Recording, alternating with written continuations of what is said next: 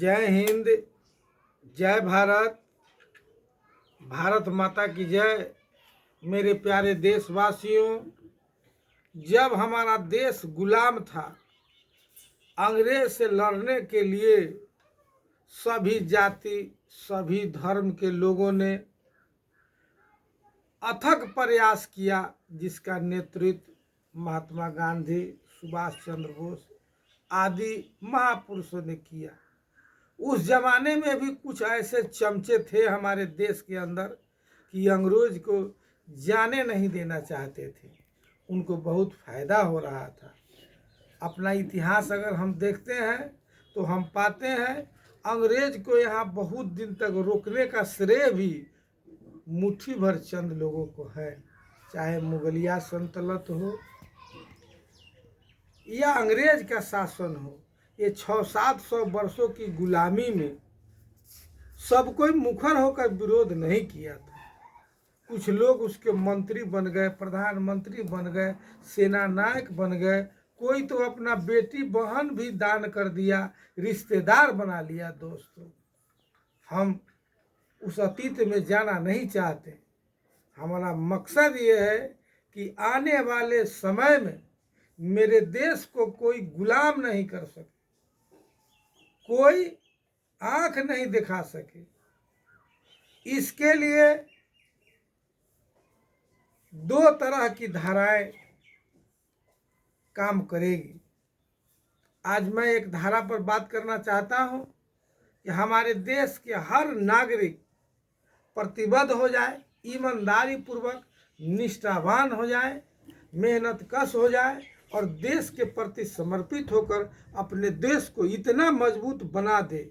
सामरिक दृष्टिकोण से युद्ध करना तो अलग, सोचना भी उनके लिए मुश्किल हो जाए, ऐसी व्यवस्था करना होगा। इसके लिए हर हिंदुस्तानी को तन मन धन और वचन क्रम से लगना पड़ेगा। माताओं बहनों प्रेमियों, मेरे देश प्रेमियों, जब यह देश रहेगा हम आप लोग रहेंगे। छोटी छोटी बात जीवन में होती रहती है, छोटी छोटी बात जीवन में होती रहती है, वो होता रहेगा।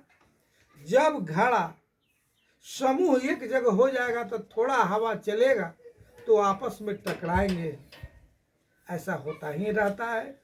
लेकिन देश को सर्वश्रेष्ठ बनाने के लिए आम खास नीचा से ऊपर हर हिंदुस्तानी को सोचना पड़ेगा, विचारना पड़ेगा और अमली जामा पहनाना पड़ेगा। तब मेरा देश एक होगा। एक धागे में पिरोना पड़ेगा, उसमें गद्दारों को चिन्हित करना पड़ेगा। अपने धर्म को अगर देखें, सनातन धर्म को अगर मैं देखूं,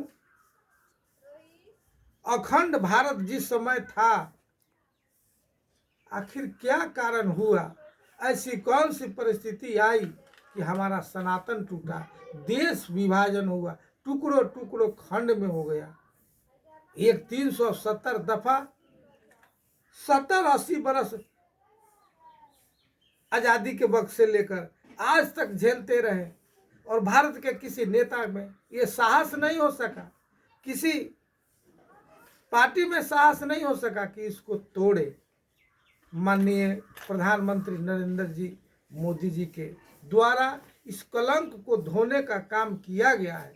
एक और कलंक है मेरे देश प्रेमियों जो धोना चाहिए, उसके लिए आप प्रतिबद्ध हो जाइए। लेकिन यह बात मैं किसी नेता के मुंह से, किसी पार्टी के मुंह से, किसी आम जनता के मुंह से, किसी खास जनता के मुंह से नहीं सुनता हूँ।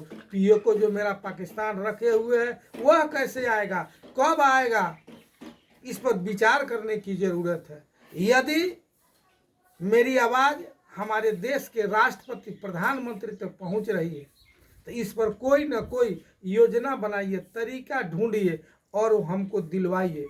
अगर सबसे हार जाइए, नहीं होता है, तो मैं सनी भक्त प्रमोद पासवान कहता है, सिर्फ बिहारी को बसा दीजिए कश्मीर में, आपको पता नहीं चलेगा जो कहिया पीओ को हम लोग ले आए।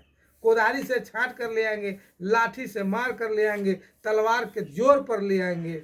मेरा ये मानना है कि सिर्फ दलितों को बसाना दीजिए, वह फरियाद देगा। जय हिंद, जय भारत, जय शनिदेव महाराज।